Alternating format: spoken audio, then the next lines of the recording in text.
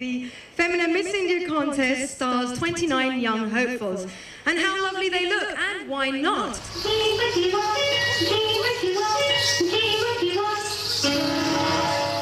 It's the gala event for India's beautiful people.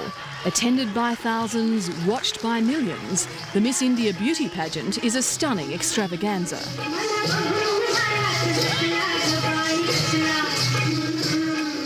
But we're not here for the beauty, we're here for the brains.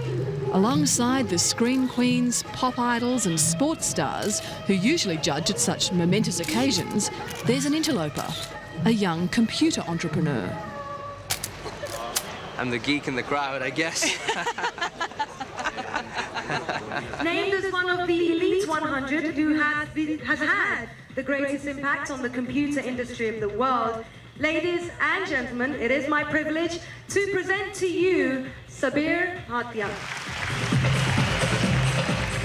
As a 27-year-old, Sabir Bhatia came up with an idea now used by internet surfers everywhere and sold it to the biggest computer company in the world for hundreds of millions of dollars. A couple of years ago, there's no way I could have, I would have ever imagined that I'd be over here. Now he's the high-tech pin-up boy in a country with its eye on the crown of world leader in the cyber age.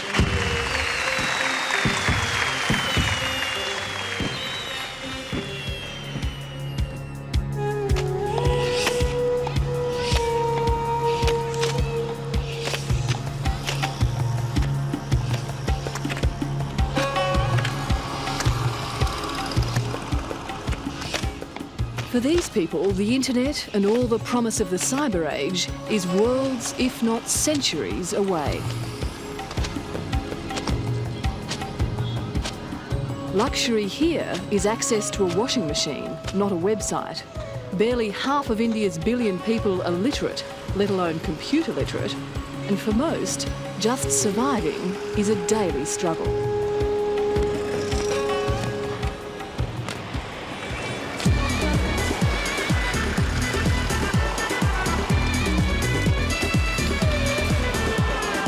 But while it may have missed the 19th and 20th centuries, in cities like this, India is leading the world into the 21st.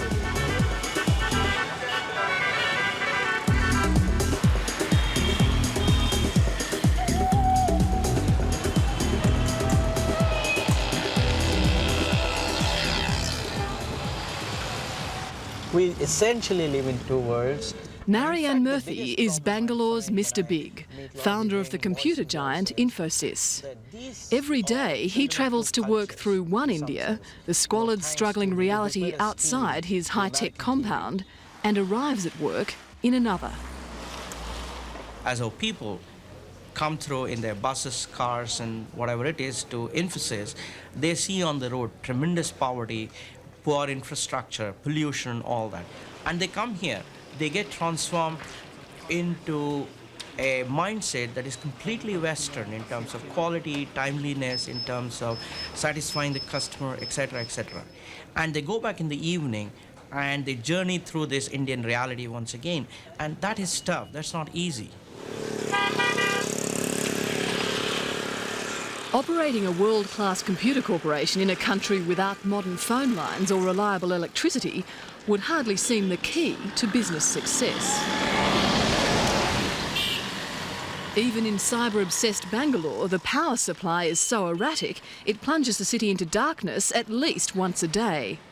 Just to give you an idea, for example, if the power goes off for a fraction of a second in this center, it takes us about 8 to 10 hours to recover all the databases and all the programs on computers.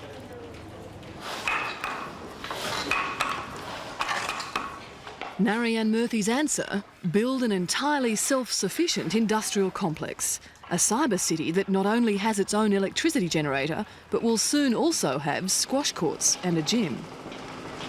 Now let us look at Northern Telecom, one of our important customers here. And it's proved remarkably successful.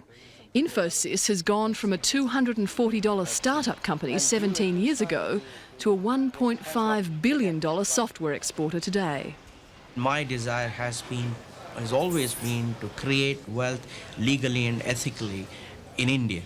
I also wanted to show how we can retain our bright young boys and girls in the country by giving them high quality jobs, by giving them challenging work assignments, etc.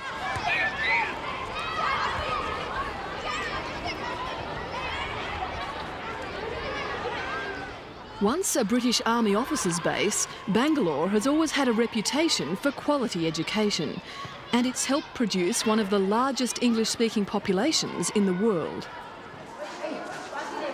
Hi. What's your name? Arun? Arun Kumar. Subir Bhatia is the system's most successful graduate. You're going to become a computer scientist, right? No. No. Businessman, what do you say? Businessman. But when he went to school here at St Ignatius College, there was nothing to indicate he'd become one of the world's top computer entrepreneurs. Hotmail is the invention that's put him there. It began with the astoundingly simple idea of email on the World Wide Web. It was an idea with potential and became the free email system that allows people to talk to each other from any computer anywhere.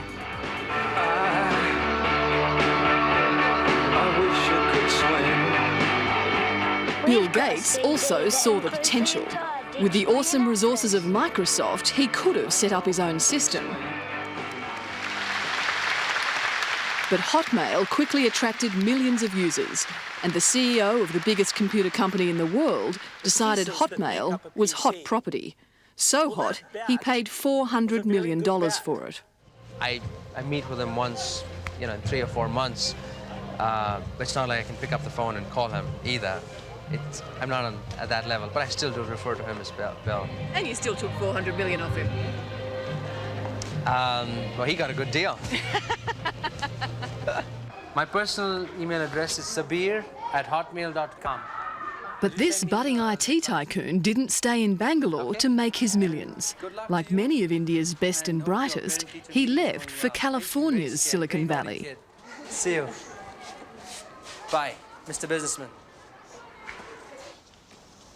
All right, Dad, I think, how about a bet? Whoever is closer to the pin. Okay, you stand Closest to the pin wins a bottle of beer. Fine.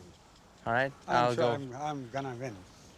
Now when the Hotmail high flyer jets into Bangalore for a game of golf with Dad, he's not only a local hero, but one of the highest ranked players in an exclusive global club.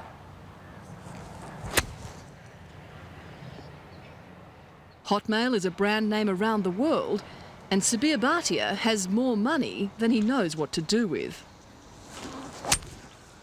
That's a much better looking shot than what I had. Oh, It's on good. the It is green. on the green. Oh, to be honest with you, for the first couple of months, I was pinching myself every day.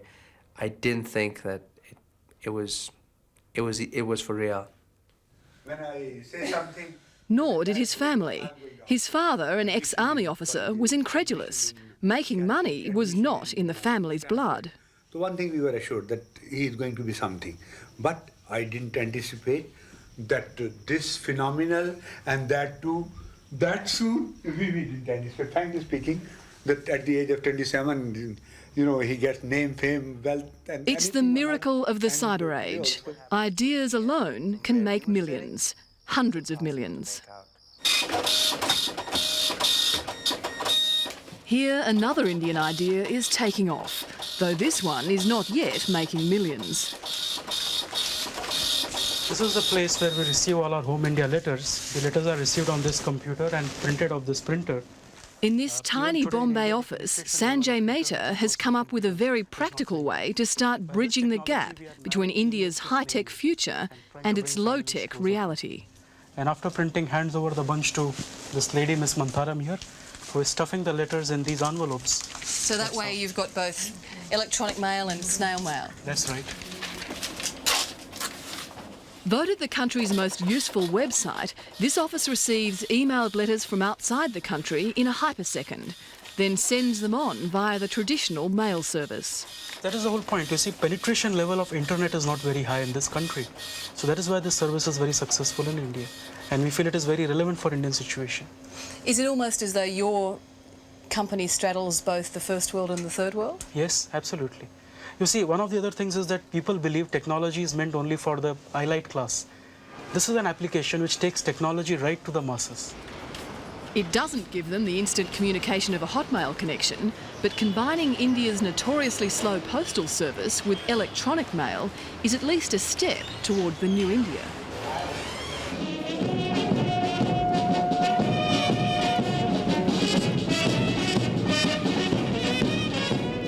This man is determined to take India the rest of the way.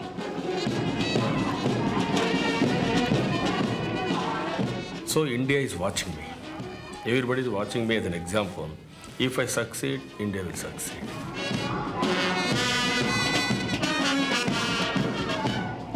The Chief Minister of Andhra Pradesh, Chandrababu Naidu, is regarded as the country's most extraordinary politician.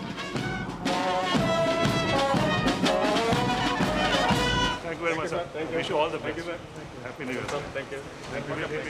He presides over one of the poorest states in India, but he plans to copy Bangalore's success on a grand scale and transform his pre-industrial state into an international cyber hub, where high-tech high flyers won't have to leave or set up separate cities to succeed.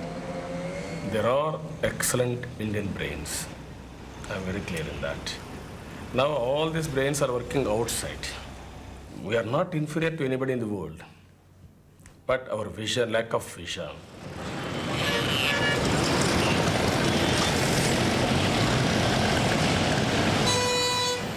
Naidu's vision involves nothing less than smashing the entire political and bureaucratic culture in India, a culture of stifling inefficiency.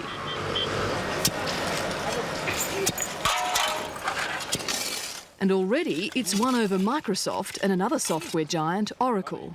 They're investing hundreds of millions of dollars in his state.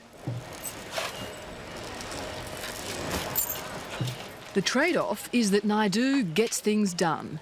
This building, to house these and other international and national IT companies, was commissioned and built in just a year. Around here, such a feat is regarded as miraculous. Everybody is thinking pessimistically. It won't happen. It cannot be done. Now I am saying, don't say I cannot. Say I can. Then you will do that. But don't let this confidence hide the enormity of the task. Here in Naidu's capital city, Hyderabad, the inefficiencies of the old India cannot be ignored. They might have their eye on the future, but no one in this traffic snarl is going anywhere fast. It's very easy to get frustrated by a few negatives that you see around you, but I do see a lot of positive things going on, and I think if, in the next 3 to 5 years, you will see a paradigm shift in the conditions in the country. You will see tremendous changes.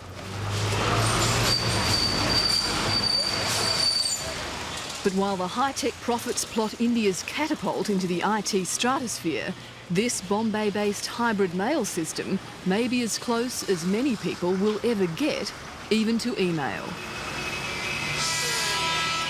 In a country with more high-tech ideas than computers to handle them, most Indians could still be looking at a slow shuffle rather than a leap into the cyber age.